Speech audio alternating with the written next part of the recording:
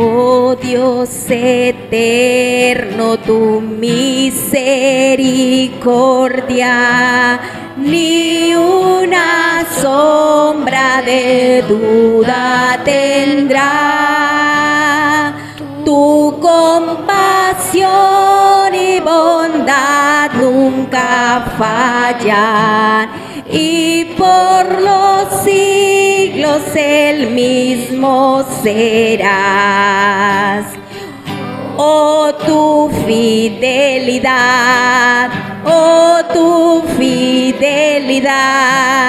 cada momento la veo en mí. Nada me falta, pues todo provees. Grande, Señor, es tu fidelidad. La noche oscura, el sol y la luna, las estaciones del año también unen su canto cual fieles criaturas, porque eres bueno, por siempre eres fiel. Oh tu fidelidad, cada momento la veo en mí. Nada me falta, pues todo provees. Grande, Señor, es tu fidelidad. Tú me perdonas, me impartes el gozo, tierno me guías por sendas de paz. Eres mi fuerza, mi fe, mi reposo, y por los siglos mi Padre serás. Oh tu fidelidad,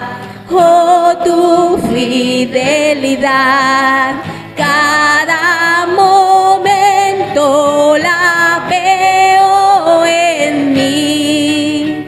Nada me falta, pues todo provees. Grande, Señor, es tu fidelidad.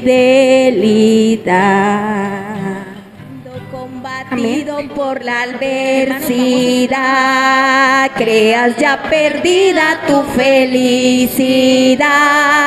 Mira lo que el cielo para ti guardó, cuentas las riquezas que el Señor te dio.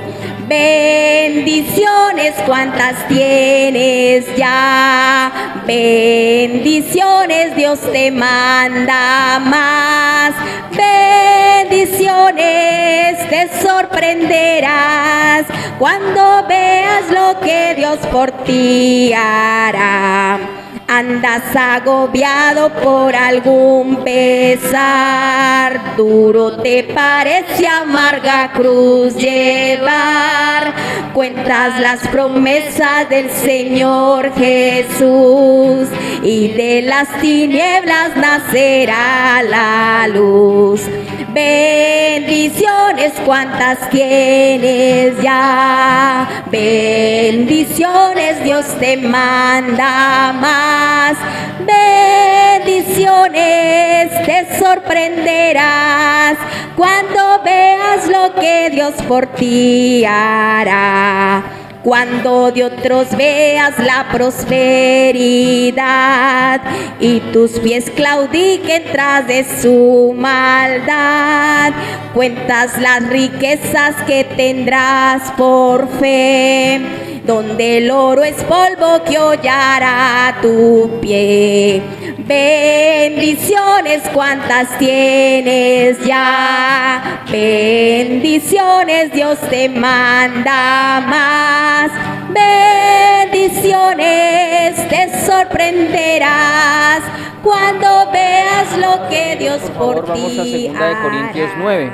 Nuestro hermano Amaury nos acaba de leer este pasaje que muchas veces lo hemos leído, pero pocas veces ahondamos en él o pocas veces se predica en él.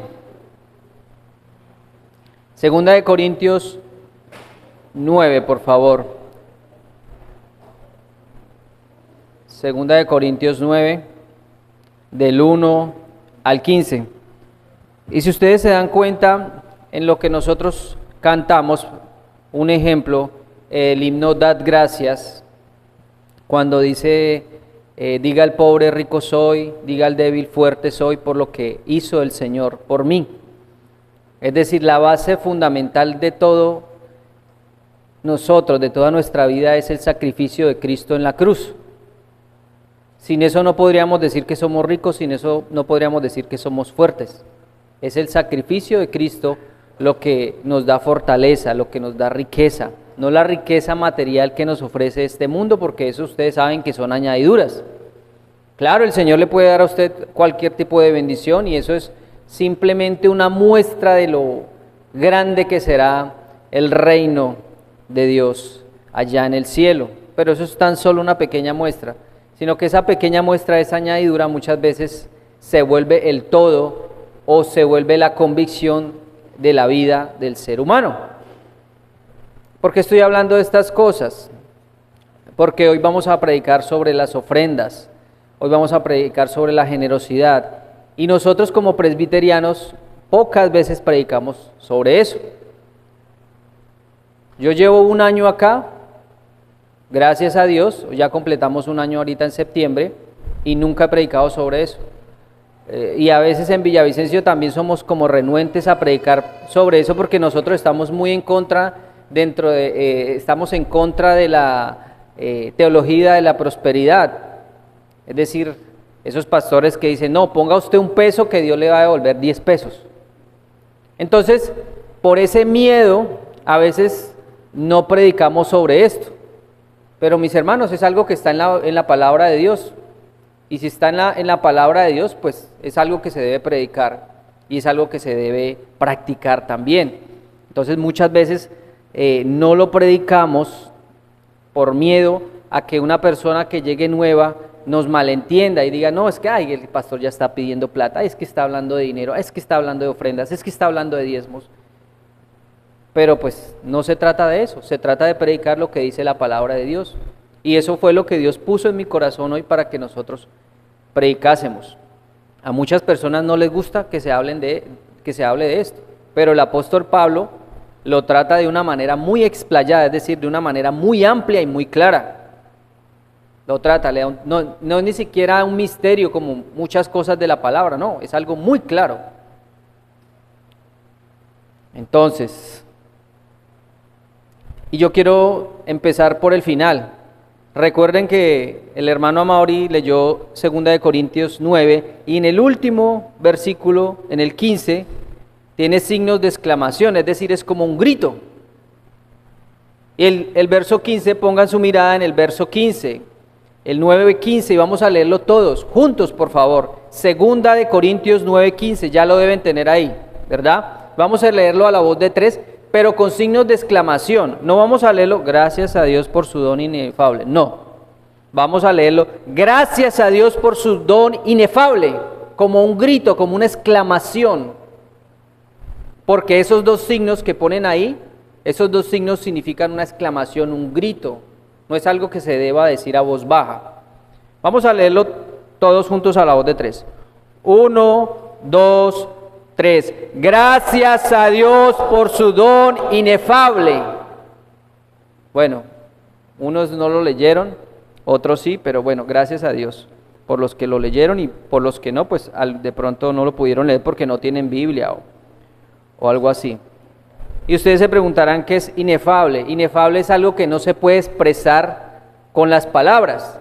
Y cuando dice gracias a Dios por su don inefable, estamos hablando de Cristo, porque Cristo es un don para nosotros, es un regalo para nosotros. La salvación es un regalo para nosotros. Y si ustedes se dan cuenta, ustedes pueden predicar el Evangelio y pueden explicar el Evangelio. El Evangelio es que Cristo se hizo hombre, Dios mismo hecho hombre, 100% Dios, y cargó en la cruz por mis pecados. Y murió y fue crucificado un inocente, un justo por los injustos. Muere y resucita al tercer día y asciende y dice que está sentado a la diestra del Padre en su reinado. Ese es el Evangelio, expresado en pocas palabras. Y con palabras yo lo puedo decir, pero si usted se pone a ahondar más en eso, si se pone a escudriñar más en eso, hay cosas que definitivamente no podemos explicar con palabras. ¿Cómo es que un Dios 3 veces santo, que no tiene necesidad de hacerlo, que no tiene necesidad de nosotros, nosotros sí tenemos necesidad de Él, hace lo que hace? Eso es muy difícil de explicar y en nuestra mente no cabe. Y digo que en nuestra mente no cabe porque si cupiera realmente lo que es el Evangelio, nuestras vidas serían muy distintas, muy distantes a lo que somos. El ser humano no tiene la capacidad para entender 100%. ¿Por qué? Por nuestra naturaleza pecaminosa. Por eso dice la palabra, gracias a Dios por su don inefable, gracias a Dios Cristo por su obra que no se puede explicar con las palabras. Eso es lo que quiere decir. Y yo quiero empezar con el final. ¿Por qué? Porque es que si nosotros no tenemos un entendimiento del Evangelio, un entendimiento de lo que hizo Cristo, no le damos el valor que se merece, no le vamos a dar el valor que se merece a otras cosas, como por ejemplo la ofrenda. Si no tenemos un entendimiento del Evangelio, yo les voy a hablar a ustedes de esto, pero ustedes muy seguramente me van a decir, ay no, pero ¿por qué habla de eso? Yo no tengo plata ahorita, yo no sé qué, yo soy pobre, claro que lo vamos a ver así. Pero mire lo que leímos, mire lo que cantamos, ojo lo que cantamos. Diga el pobre rico soy, por lo que ha hecho Jesucristo por mí. Si nosotros no entendemos lo que Cristo hizo por nosotros, nada en nuestra vida cristiana va a tener sentido. Todo cobra sentido en nuestra vida cristiana, nuestro servicio a Cristo cobra sentido si entendemos el Evangelio. Y ustedes lo saben, porque si ustedes se dan cuenta, aquí en el boletín, en los anuncios de interés para ustedes, hay un versículo en Colosenses 3:23 que dice, y todo lo que hagáis, hacedlo de corazón como para el Señor y no para los hombres. Y si usted hace de corazón como para el Señor, y si lo hace realmente así, es porque ha entendido el Evangelio y ha entendido lo que Cristo ha hecho por usted, porque lo que Cristo hizo por nosotros en la cruz es más grande que cualquier cosa que nosotros podamos hacer en servicio a Dios. Realmente lo que yo hago a Dios se podría llamar un servicio, pero Él me sirve a mí, porque Él fue realmente el que me sirvió. Cuando Cristo busca a alguien, no es para que le sirva. Cuando Cristo busca a alguien, es porque Él quiere servirle. Por eso Él le lava los pies a los apóstoles. Y Pedro no se quería dejar lavar los pies. No, Señor, ¿tú cómo vas a hacer eso? Y el Señor le dice, es necesario que yo te lave los pies. Es necesario que yo te sirva. Si no, tú no vas a tener parte en esto. Es necesario que Cristo nos sirva. Y lo mínimo que nosotros debemos hacer a Él es, pues claro, como dice Romanos 12, hay que servirle a Él, hay que darnos en sacrificio. Y parte de ese servicio es la ofrenda, mis hermanos. Entonces, quería empezar por el final, aunque pocas veces lo hago, pero me pareció adecuado tener primero en mente eso antes de abordar este tema. Gracias a Dios por su don inefable, nos dice la Escritura en 2 Corintios 9:15. Estamos empezando por el final. Un corazón dadivoso, es decir, un corazón que da, un corazón generoso, un corazón liberal, es el resultado de un corazón transformado por la comprensión adecuada del Evangelio, centrado en Cristo, dado por los pecadores. Ahora ustedes me dicen, no, pero una persona, yo conozco muchas personas que son generosas y no son cristianas. Es verdad, una persona incluso atea puede ser más generoso que nosotros. Pero claro, su comprensión del Evangelio es nula. y eso va a ser como trapos de inmundicia delante de Dios, porque su convicción no es la adecuada. Su convicción puede ser otra, su convicción puede ser, es decir, lo que lo motiva puede ser el quedar bien delante de los demás. Por ejemplo, en las épocas donde hay política, que he visto mucho, ¿cierto? Uno diría, uy, esos políticos son muy generosos, ¿no? Dan dinero y dan dinero, muy generosos. Pero ¿cuál era su convicción? Pues ganar el puesto, esa era la convicción.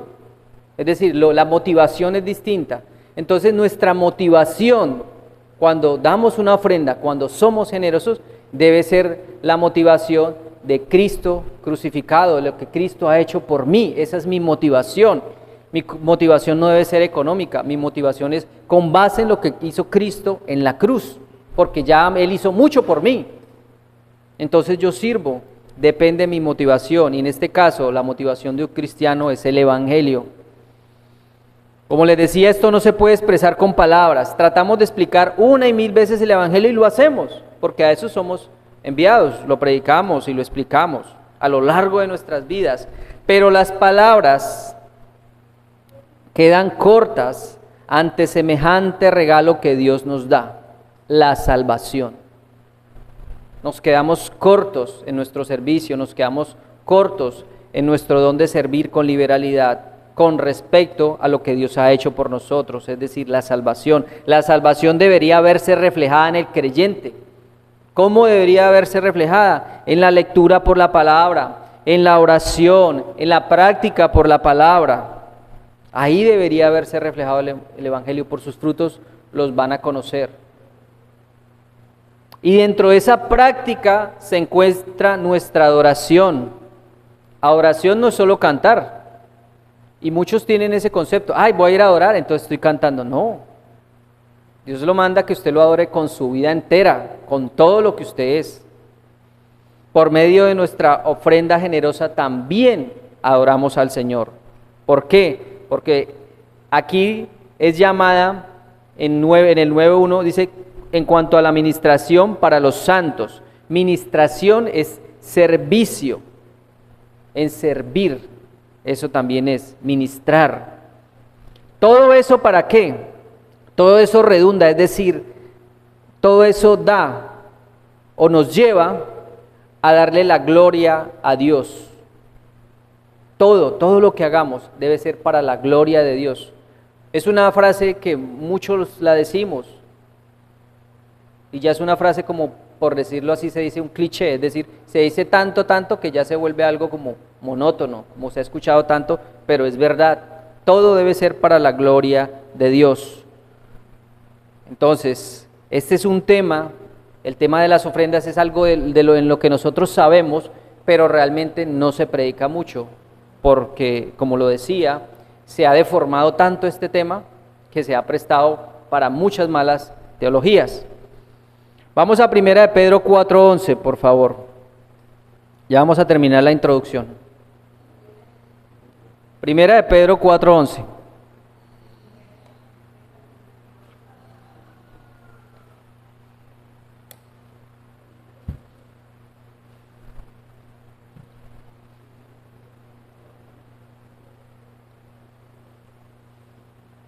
Primera de Pedro 4:11. Y vamos a leerlo todos a una sola voz, por favor. Primera de Pedro 4:11. A la voz de 3. 1, 2 y 3. Si alguno habla, hable conforme a las palabras de Dios.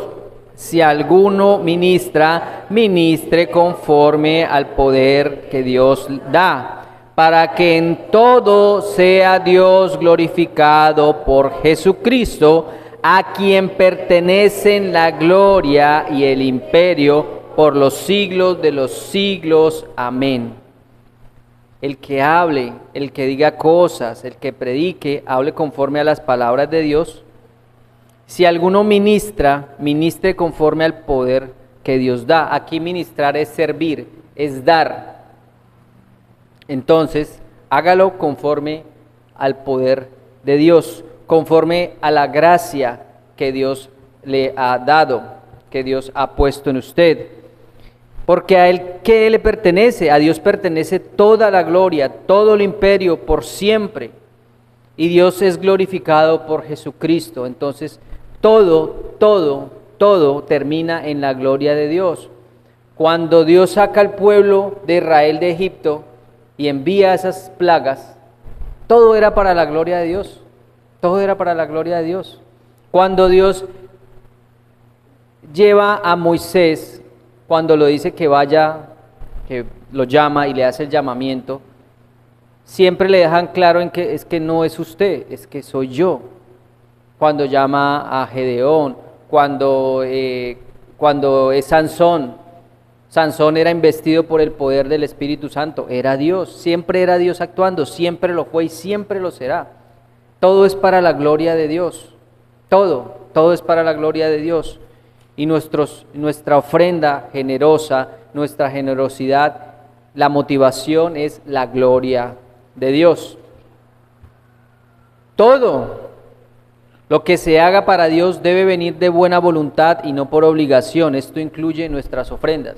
El principio fundamental, nada tiene que ser impuesto, y vamos a verlo más acá como Pablo nos dice. Esto no es por exigencia nuestra, no es por codicia mía. Todo tiene que hacerse de buena voluntad y nadie le tiene que imponer esa carga a las ovejas. Un pastor no puede decirle, no, es que usted tiene y tiene y tiene. No, si no sale de un corazón generoso, si no sale de la buena voluntad de la persona, pues no va a ser olor fragante delante de Dios. Vamos por favor, ahora sí, 2 Corintios 9, voy a leer para ustedes los primeros 4 versículos. 2 Corintios 9, del 1 al 4, dice así la bendita palabra de Dios. Cuanto a la administración para los santos es por demás que yo os escriba, pues conozco vuestra buena voluntad, de la cual yo me glorío entre los de Macedonia, que Acaya está preparada desde el año pasado y vuestro celo ha estimulado a la mayoría. Pero he enviado a los hermanos para que nuestro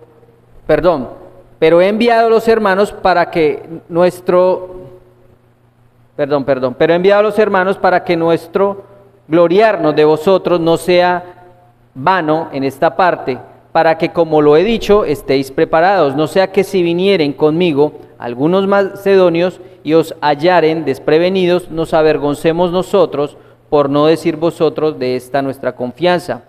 Se lo voy a leer más claro en otra versión que encontré, para que quede más claro. Dice Pablo, les está diciendo a ellos, mire, en realidad no necesito escribirles acerca de este ministerio o de este servicio de ofrendar para los creyentes de Jerusalén. Es decir, él les está hablando a la iglesia de Corinto y está en busca de una ofrenda para enviarle a los hermanos de Jerusalén que están siendo perseguidos, están siendo tribulados y necesitaban esa ofrenda. Y él se encuentra en Macedonia, y allá en Macedonia hay varias iglesias que son muy buenas y son muy generosas ofrendando. Allá se encuentra Filipos, se encuentra Tesalónica, y Acaya es Grecia, es una región de Grecia, Acaya, y dentro de Acaya está la iglesia de Corinto. Les está escribiendo a los de Corintio desde Macedonia. Entonces, pues sé lo deseosos que están de ayudar, ellos estaban deseosos. Me estuve jactando en las iglesias de Macedonia de que ustedes, los de Grecia, hace un año estuvieron dispuestos a enviar una ofrenda. De hecho, fue su entusiasmo lo que fomentó que muchos de los creyentes macedonios comenzaran a dar. Es decir, el ejemplo que ellos estaban dando fomentó, es decir, impulsó a otros. El ejemplo impulsa a otros. Les envío a estos hermanos para estar seguros de que ustedes realmente están listos. Dentro de esos hermanos estaba Tito y otros, y que ya tienen todo el dinero reunido. No quiero estar equivocado al jactarme de ustedes. Sería vergonzoso para nosotros, ni hablar de la vergüenza que significaría para ustedes, si algunos creyentes macedonios llegaran conmigo y encontraran que ustedes no están preparados, después de todo lo que les hablé de ustedes. Entonces la ayuda para los santos era para los hermanos de Jerusalén. Él se está refiriendo al fondo de ayuda para los que vivían en Judea. Entonces, esto que estaba haciendo Pablo, esta recaudación de fondos de Jerusalén, era una responsabilidad de la iglesia. Porque la responsabilidad del pastor es la palabra y los sacramentos. El pastor no es aparte de la iglesia.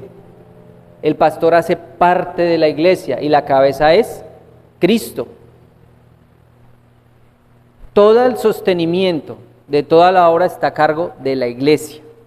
De la iglesia. Vamos a Hechos 11:29, por favor. 11:29, Hechos 11:29.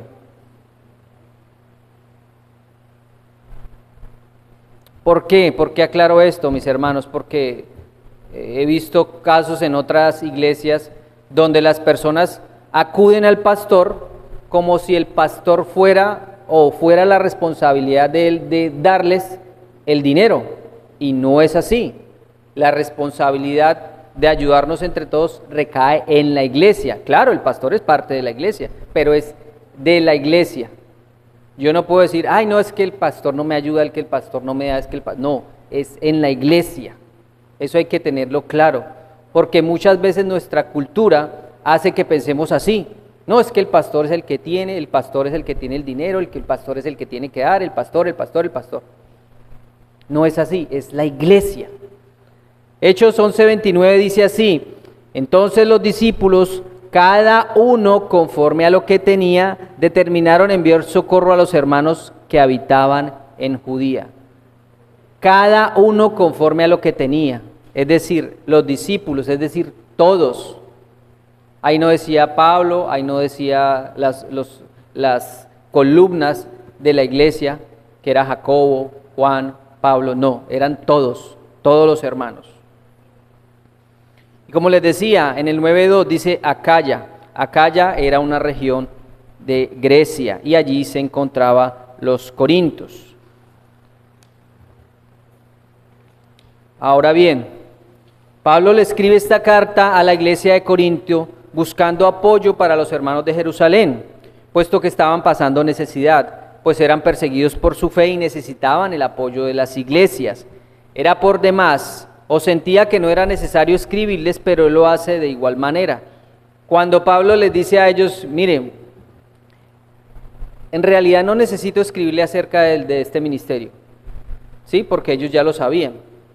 Cuando él dice cuanto a la administración para los santos, es por demás que yo os escriba. Es decir, él está diciendo, es por demás que yo escriba esta carta. No tengo necesidad de escribirla, pero igual se las voy a escribir. Qué bueno que fuera así siempre, ¿no? Que yo me dirigiera, o que el que se dirige a mí diga, vea, yo le voy a decir esto, pero yo ya sé que usted lo va a hacer. Yo ya sé, pero igual se lo voy a decir. Qué bueno fuera así, ¿no? Que nosotros ya supiéramos qué hacer y lo vamos a hacer, pero de todas maneras yo lo voy a hacer. Eso es lo que está diciendo Pablo. Yo sé que ustedes son generosos, yo sé que ustedes ya tienen la ofrenda, yo sé que ustedes están dispuestos a dar. Yo sé que incluso ustedes se pelean por ese lugar, pero igual yo les voy a escribir esta carta. Es necesario que se las escriba. Entonces esa es la exhortación de Pablo. Pablo está apelando a su autoridad, Pablo tiene la autoridad para hacerlo. Pero miren la humildad con que lo hace. La humildad con que lo hace. Un pastor es puesto en una iglesia no para que se enseñoree de la iglesia, para que sea el dueño de la iglesia. El dueño de la iglesia es Cristo, Él es la cabeza. Yo simplemente tengo una posición. Pablo en Romanos 12 nos habla de que somos como un cuerpo, miembros cada uno. Y recuerden que una vez nosotros vimos esa ilustración de que todos somos como un cuerpo, que uno es una mano, que uno es un brazo, que uno es una oreja. Todos tienen una función, pero son parte del mismo cuerpo. Simplemente Dios me delegó una función distinta y a otros les delegó otra función distinta. Pero somos parte del cuerpo y Cristo es la cabeza. Entonces Pablo apela a su autoridad, pero lo hace sin enseñorearse de la iglesia, no lo hace con codicia, no lo hace buscando algo para sí, no lo hace.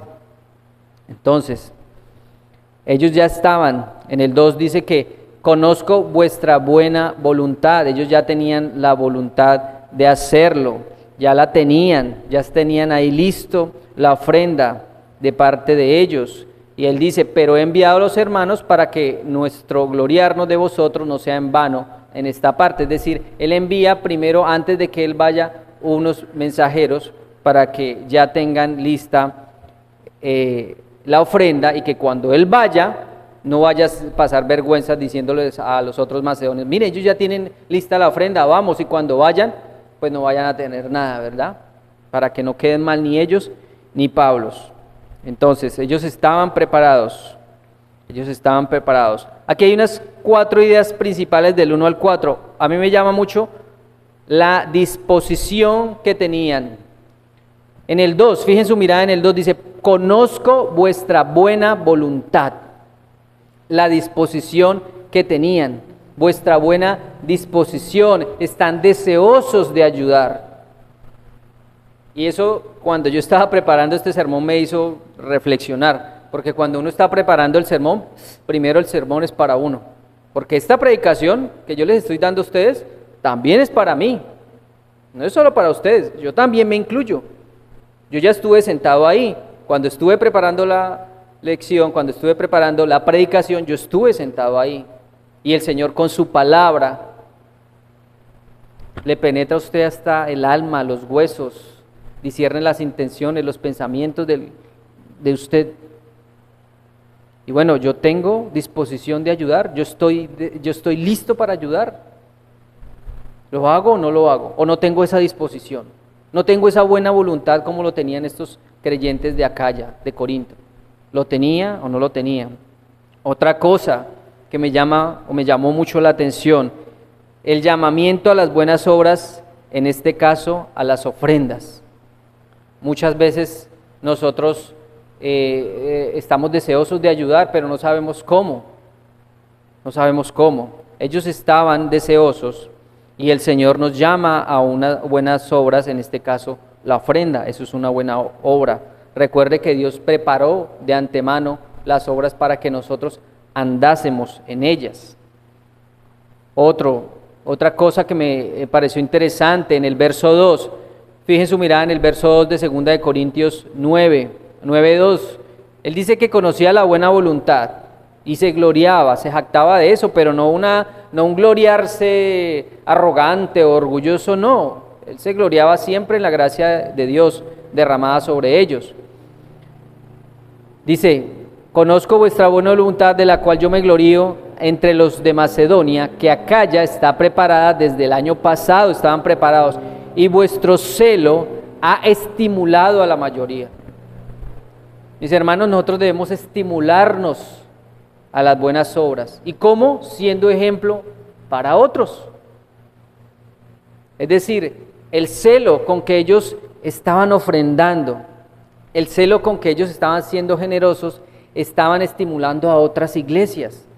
Qué bueno que nosotros nos estimuláramos a esas buenas obras. Ahora, mis hermanos, yo no estoy apelando y estoy imponiendo aquí nada. Recuerden lo que dijimos al principio. Todo lo que se haga para Dios debe venir de buena voluntad y no por obligación. Y vamos a ver más adelante que ese es el principio de la ofrenda. Dar de lo que Dios le ha dado ya a usted, según como Dios le haya prosperado. Nada tiene que ser impuesto, todo es de buena voluntad. Entonces, pero mire cómo ellos estimulaban, dice, ha estimulado. Es decir, ¿y qué es estimular? Es generar un entusiasmo en otro a hacer una obra, por una obra que usted ya ha hecho. Es como si yo me pusiera a barrer toda la calle, ¿verdad? Y de pronto alguien me ve barriendo y dice, ay, yo también me voy a poner a barrer porque esta calle está muy sucia. Y sale un vecino a barrer. Y luego ven ya 2 barriendo y luego dice otro, yo también voy a barrer, y así. Y ya después se llena la calle de 10, 20 personas barriendo, por uno solo que estimuló a una buena obra. Y él está diciendo eso, pero claro, con el ejemplo de las ofrendas. El ejemplo que estaban dando ellos estaba fomentando, estaba estimulando, estaba impulsando la obra por el ejemplo que ellos estaban dando. Entonces, muchos otros estaban siendo generosos. Entonces, hay que ser ejemplo para otros y así estimularlos a las buenas obras. Nosotros no debemos desanimarnos entre nosotros, nosotros debemos estimularnos, nosotros debemos edificarnos. Y otra cosa En el 3 dice, pero he enviado a los hermanos para que vuestro gloriarnos de vosotros no sea en vano en esta parte, para que, como lo he dicho, estéis preparados. Debemos estar preparados para ayudar. Y no solo con las ofrendas, no estoy hablando acá solo de las ofrendas, estar preparados para ayudar, para no poner trabas, para no ser piedra de tropiezo para el que necesite una ayuda, sino más bien, venga, yo cómo le ayudo, cómo colaboro. No tengo, puede que no tenga dinero, pero bueno, tengo tiempo, tengo mi esfuerzo, tengo mi dedicación, otras cosas. ¿Cómo podemos ayudar también? En la oración. Venga, hermano, yo oro por su necesidad, intercediendo los unos por los otros. También de esta manera debemos estar preparados para ayudar.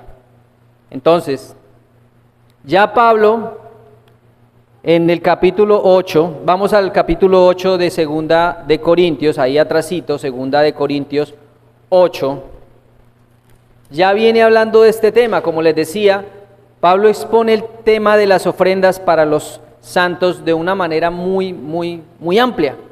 Hay un tema del cual ustedes pueden encontrar muy bien explicado y muy bien dado. Ahí no hay ningún misterio, no hay ningún, de pronto decir, ay, esto no es así. No, ahí está muy claro. Ya en Pablo, desde el capítulo 8, los versos del 1 al 5, donde se ve la voluntad por ayudar de los macedonios, es decir, donde estaba Pablo, ahí se veía la voluntad de los macedonios por ayudar. Allí, como les decía, en Macedonia se encontraba la iglesia de Filipos, Tesalónica y otras más. Y es interesante porque vamos a ver aquí, pongamos nuestra mirada, ya tenemos 2 Corintios 8, del 1 al 5. Voy a leerlo para ustedes. Dice así: asimismo, hermanos, os hacemos saber la gracia de Dios que se ha dado a las iglesias de Macedonia. Miren, la gracia de Dios, que en grande prueba de tribulación, la abundancia de su gozo y su profunda pobreza, eran profundamente pobres, la iglesia de Macedonia. Y estaban en tribulación, la abundancia de su gozo, pero tenían abundancia ¿de qué? De su gozo, por la gracia de Dios, solo por la gracia de Dios. Y su profunda pobreza abundaron en riquezas de su generosidad. Eran profundamente pobres, pero en contraste abundaron en riquezas de su generosidad.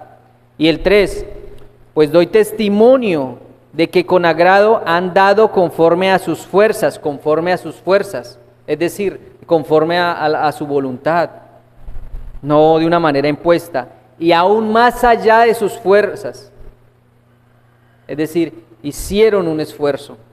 Y el 4, esto es lo interesante, mis hermanos, miren el 4, pidiéndonos, es decir, le pedían a Pablo y a los que estaban con él.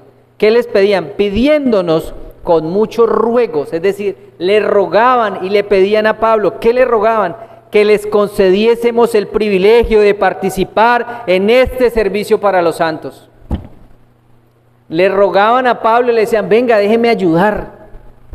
Qué bueno que nosotros fuéramos así, que nos peleáramos por ayudar a otro, que nos, por decirlo así figurativamente, nos rasgáramos las vestiduras, pero para ayudar a otros. No de tristeza ni de angustia, porque eso significa rasgarse las vestiduras, no, para servir a Dios. Qué bueno que fuera así el servicio entre nosotros, mis hermanos, que nos peleáramos, que rogáramos. Uy, Señor, yo quiero servirte, pero te lo ruego, Señor, pongo en oración esta petición. ¿Cómo puedo ayudar? Dame para dar, Señor. Ellos se peleaban, mis hermanos, rogaban que les dieran ese privilegio, porque si usted no tiene el concepto de que servir a Dios es un privilegio, mejor, hermano, no sirva a Dios, no haga nada por imposición. Si usted ve que es una obligación servir a Dios, no lo haga de mala gana, no lo haga de mala manera. Si usted piensa que cuando está ofrendando es una obligación y siente usted en su corazón que es que le están arrancando algo de usted, no lo haga, porque es que es un privilegio servir a Dios. Y si usted no ha visto, si el Evangelio de Dios no ha hecho eso en su vida, entonces pregúntese qué está haciendo aquí. Porque el servir a Dios es un privilegio, tenemos que ver las cosas así. Por eso les dije desde el principio, si no tenemos una buena comprensión del Evangelio, ninguna de las cosas que usted haga para servir a Dios van a tener un sentido. Todo cobra sentido cuando usted entiende del Evangelio, por eso les he hablado tanto. La puerta de la comprensión de la Biblia es la comprensión del Evangelio. Si no tenemos un buen entendimiento del Evangelio, no vamos a entender nada, ni vamos a ver las cosas como un privilegio. Debemos empezar a cambiar nuestra manera de pensar y debemos orar a Dios para que cambie nuestra manera de pensar, porque si aún no hemos sido transformados, no veremos estas cosas como un privilegio. Pararnos aquí es un privilegio, pararse acá es un privilegio. Yo lo hago con temor y reverencia porque puedo equivocarme, pero es un privilegio. Orar a Dios es un privilegio. Mis hermanos, hay muchas personas que quisieran servir y ahora están arrepentidas y, como decía Pablo, están en un hospital, en la UCI, o están en una cárcel y no lo pueden hacer. No lo pueden hacer. O hay personas en países donde quisieran estar en un culto así como nosotros estamos y no lo pueden hacer. Hay muchas iglesias que como en China, las iglesias son subterráneas, es decir, por debajo de la tierra, porque es prohibido predicar. Nosotros tenemos ese privilegio, pero no lo vemos así, lo vemos como una carga, como una obligación. No, todo lo que tenemos es de Dios y para Dios. El dinero que usted se ha esforzado trabajando tanto, se lo dio Dios. Yo no soy dueño de eso. Las fuerzas que usted tiene, la inteligencia, todo viene de Dios. Y todo es para glorificar a Dios. Todo. Debemos verlo como un privilegio, como ellos lo veían. Qué bueno que es verlo así. Pedirle a Dios, Señor, concédenos el privilegio para participar en el servicio de la ofrenda. Danos para dar y en el servicio de cualquier otra cosa. Y el 5 dice, en el 8, y no como lo esperábamos, sino que asimismo se dieron primeramente al Señor y luego a nosotros por la voluntad de Dios. Entonces este tema Pablo ya lo venía tratando. Pablo ya había dejado unas instrucciones, ya había enviado una carta a ellos para que estuvieran preparados.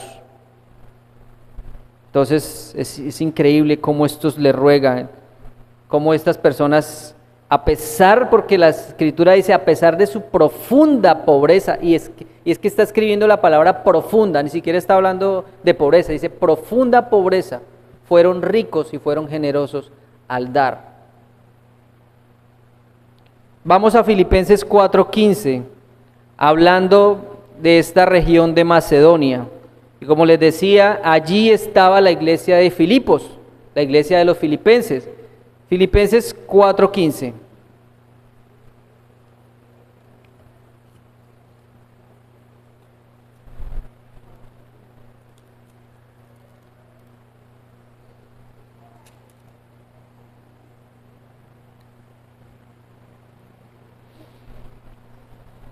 Filipenses 4:15.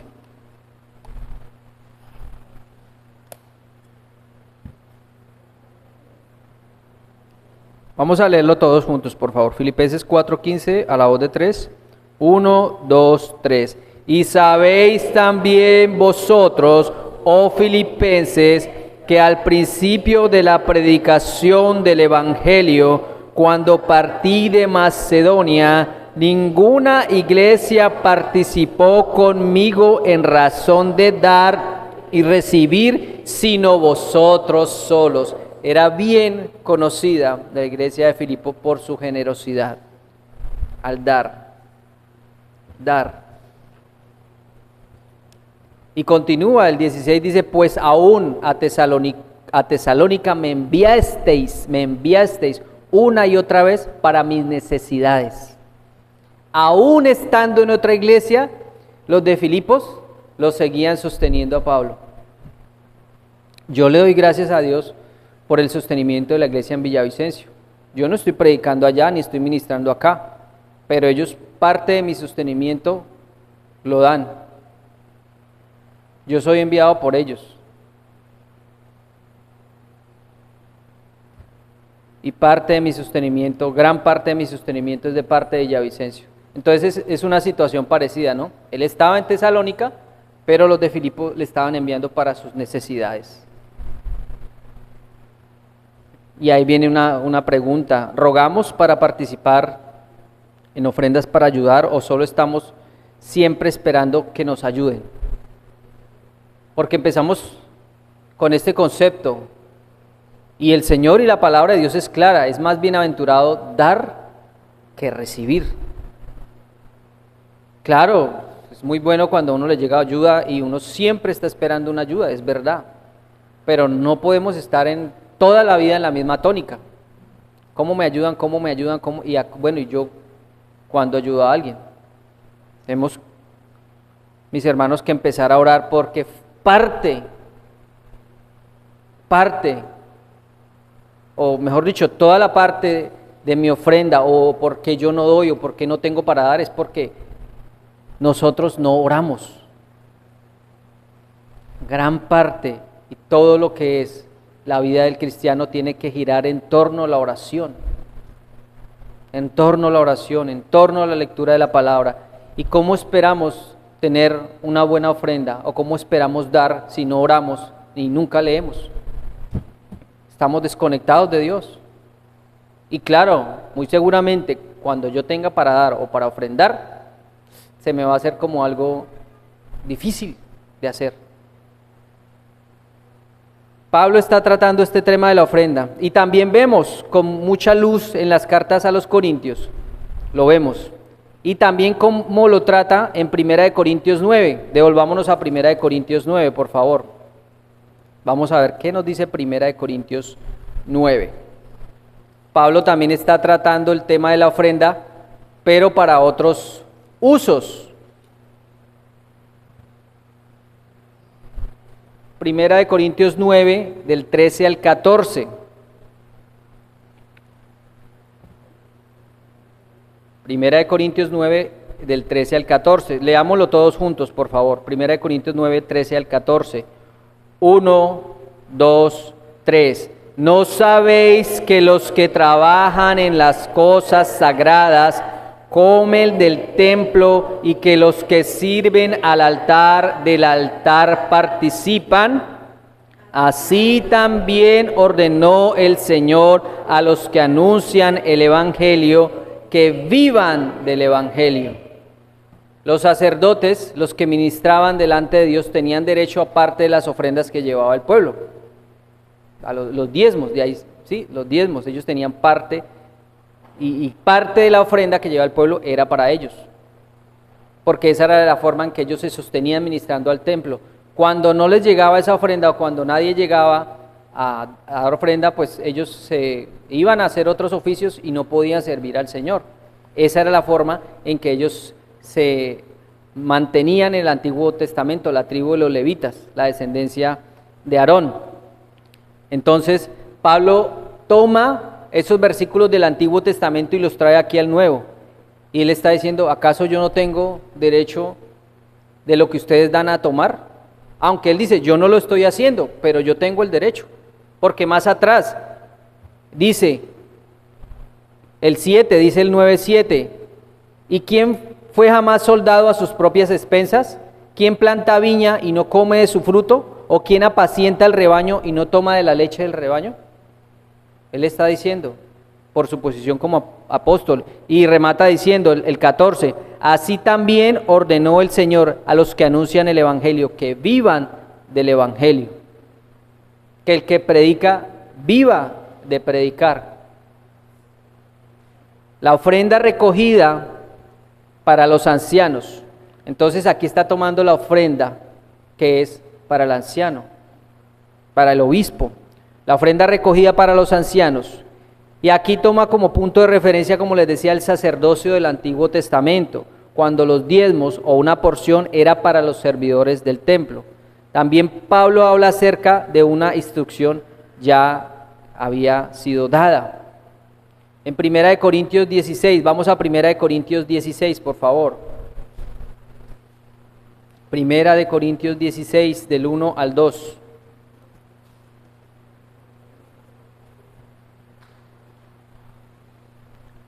Dice así, dice: en cuanto a la ofrenda para los santos, haced vosotros también de la manera que ordené en las iglesias de Galacia. Cada primer día de la semana, cada uno de vosotros ponga aparte algo según haya prosperado, guardándolo para que cuando yo llegue no se recojan entonces ofrendas. Entonces ya la instrucción estaba dada. ¿Sí se dan cuenta todo el tema que se habla aquí? Ahora bien, este tema de las ofrendas recogidas para los ancianos, para el pastor, es un tema que hoy genera mucho debate, ¿verdad? Porque muchos han aprovechado esto para hacerse ricos y por eso los pastores tenemos tan mala fama. Si usted le nombra a un pastor a un incrédulo, lo primero que le va a decir: ay, ese es un ladrón. Ay, eso es lo primero que eso es verdad. Porque a causa del mal ejemplo de otros, a causa de la avaricia de otros, pues ya lo toman a usted como que es igual que ellos. Eso es como cuando usted dice: ay, los abogados todos son lo mismo. Ay, los políticos todos son iguales. Generaliza. Porque una mala actitud de una persona hace que se generalice por sobre todas las personas. Eso es así. Y eso es lo que ha pasado. Vamos al verso 5 de 2 Corintios 9, mis hermanos. 2 Corintios 9, 5.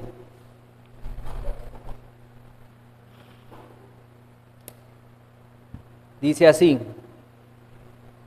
Vamos a leerlo todos juntos, por favor. 2 Corintios 9, 5.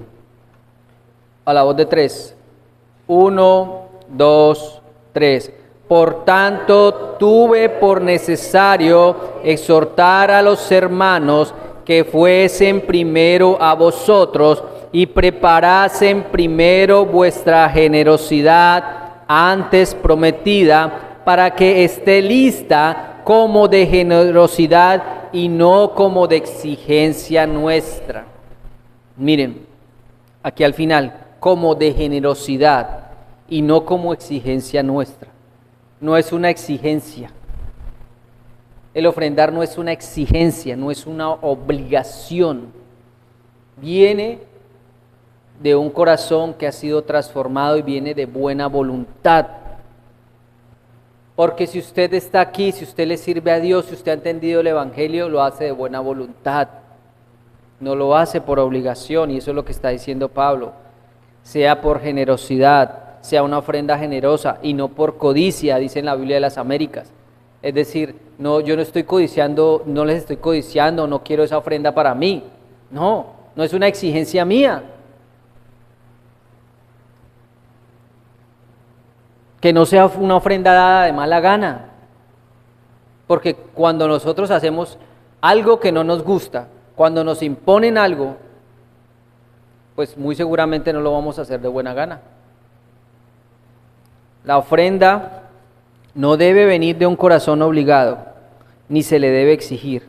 No es para codicia. Debe venir de un corazón regenerado, de un corazón que ha entendido la gracia que Dios ha derramado sobre cada uno de nosotros. Ya lo habían prometido, ellos ya habían hecho la promesa de que darían esa bendición.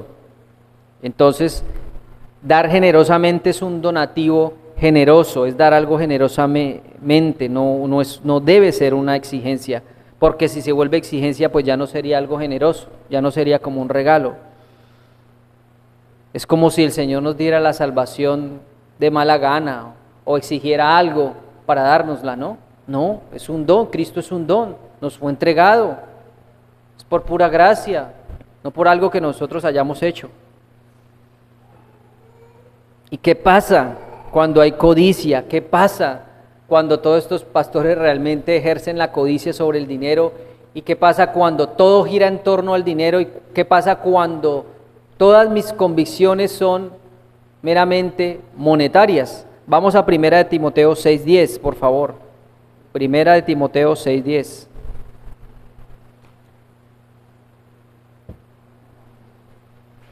Primera de Timoteo 6:10 dice: porque raíz de todos los males es el amor al dinero, el cual, codiciando algunos, se extraviaron de la fe y fueron traspasados de muchos dolores.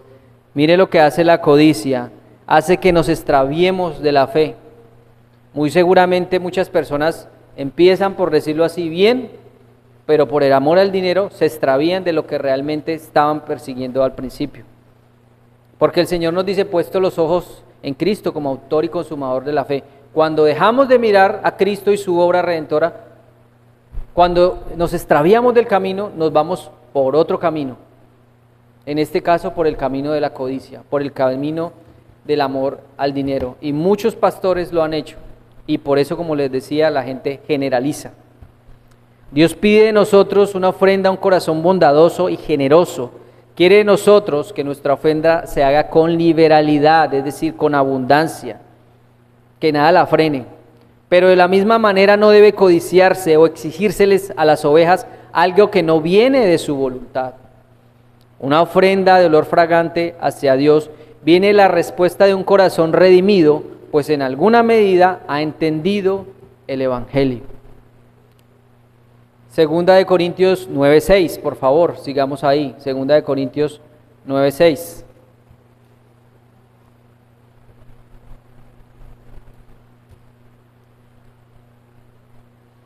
Segunda de Corintios 9:6, vamos a leerlo todos juntos, por favor, a la voz de 3. 1, 2, 3. Pero esto digo, el que siembra escasamente, también segará escasamente, y el que siembra generosamente, generosamente también segará. Entonces, el que siembra abundantemente, abundantemente también segará. Abundantemente tendrá una cosecha abundante. Y a mí me gusta porque este ejemplo todos lo conocemos, ¿no? Pablo está poniendo el ejemplo como de un agricultor. Aquí todos ustedes son agricultores. Siembran, ¿verdad? Y no es lo mismo que si yo siembro una hectárea, un terreno de 100%, ¿verdad? Siembro piña, yuca, plátano. No es lo mismo que si yo siembro un terreno de 10x10, ¿no? Pues ¿qué es lo lógico? Si yo siembro una hectárea, claro, me va a costar más trabajo. Si yo siembro una hectárea, pues me va a dar más la hectárea que el terreno de 10x10. Es una ilustración muy sencilla. Pablo dice: el que siembra poco, pues va a recibir poco. El que siembra mucho, pues mucho va a recibir. Ahora, este versículo es uno de los versículos que ha sido más deformado, y es el que muchos pastores dicen a las personas: claro, siembre acá, que si usted siembra 100,000 pesos, Dios le va a dar 1,000,000. Siembre acá 200,000 pesos, que si usted siembra 200,000 pesos, el Señor le va a dar 20 millones.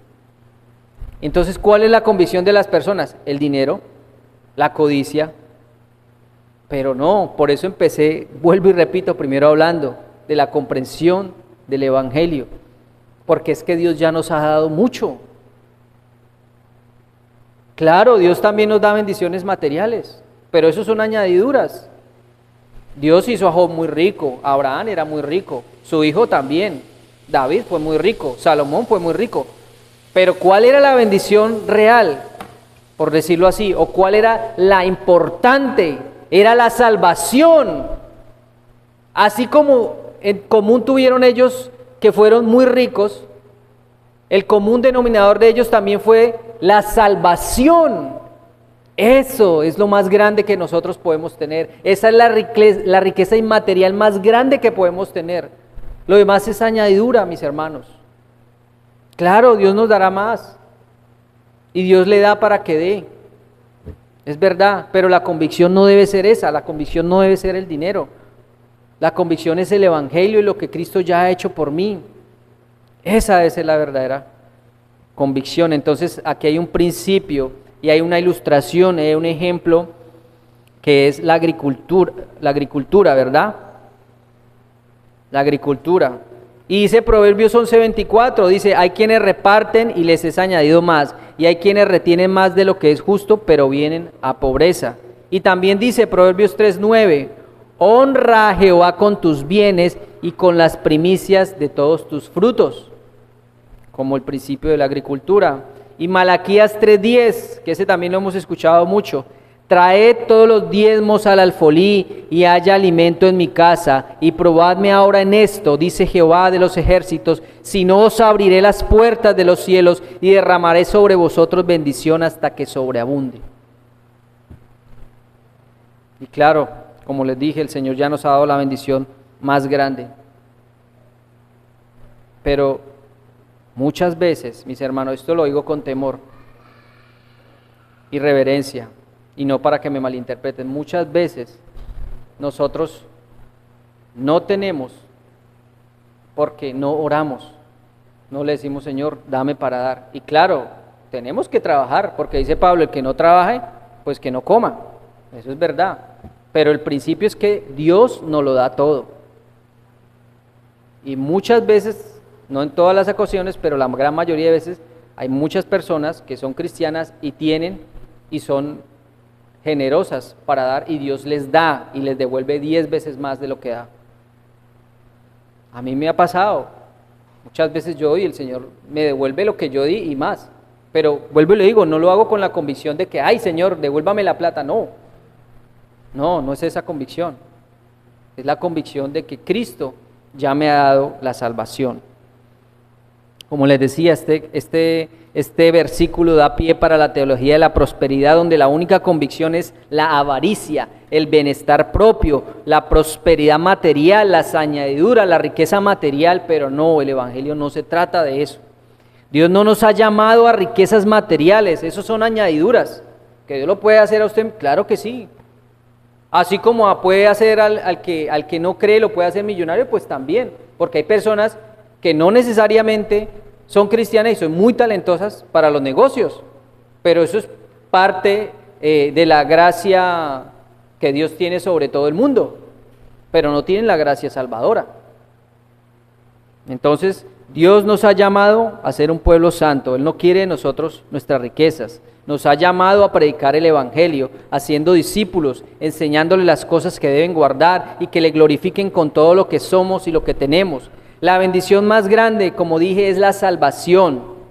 Y parte de esa bendición Dios permite que parte de esa bendición la disfrutemos en esta vida.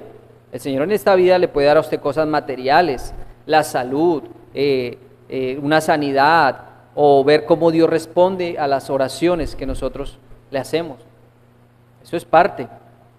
Pero esto tan solo es una parte de lo que realmente será el cielo. El cielo será 1000 veces mejor que lo que usted le haya pasado aquí. De la misma forma, los castigos del malvado en este mundo tan solo serán una muestra de lo terrible que será el infierno. Aunque esto no quiere decir que el cristiano no sufra, nosotros también sufrimos tribulaciones, pero eso es parte también a veces de nuestra desobediencia o por las pruebas de Dios, pero casi siempre es por nuestra desobediencia. El 95% de las veces que la estamos pasando mal es porque nosotros no estamos obrando bien delante de Dios. Santiago 1, por ejemplo, del 2 al 3 dice: hermanos míos, tened por sumo gozo cuando os halléis en diversas pruebas, sabiendo que la prueba de vuestra fe produce paciencia. El cristiano también sufre, también tiene tribulaciones, pero también tiene bendiciones. Mis hermanos, Dios no quiere mi dinero, Él es el dueño de todo. Sencillo. Él es el dueño de todo, porque va a querer nuestro dinero. Pero, aunque sea un tema difícil de tratar por la deformación que se le ha dado al tema de diezmos y ofrendas por muchos pastores ávaros, lobos rapaces vestidos de ovejas, ¿sí? Las ofrendas son necesarias para el sostenimiento de la obra de Dios. Es un tema incómodo para muchos, pero la forma en que Dios decidió que nosotros nos ganáramos y sosteniéramos cualquier cosa es con el dinero. Y hay que tener cuidado. Mateo 7:15 dice: guardaos de los falsos profetas que vienen a vosotros con vestidos de ovejas, pero por dentro son lobos rapaces. Y que de eso hay mucho hoy en día. Cuidado con la teología de la prosperidad. Cuidado, porque esa no es la convicción real. Ahora bien, aquí nos habla de una siembra y nos puso el ejemplo de un sembrador, de un agricultor. Pero para una siembra se necesita una semilla. Y veremos más adelante quién es el que nos da la semilla. Porque si usted va a sembrar yuca, plátano, arroz, lo que sea, usted necesita una semilla. Es necesario una semilla. De cualquier forma, pero es necesaria. Más adelante vamos a ver quién es el que nos da la semilla. Quién es el que nos da para dar. Quién es el que nos da para compartir. Quién es el que nos da para ofrendar. Amén. Vamos a dejar hasta ahí.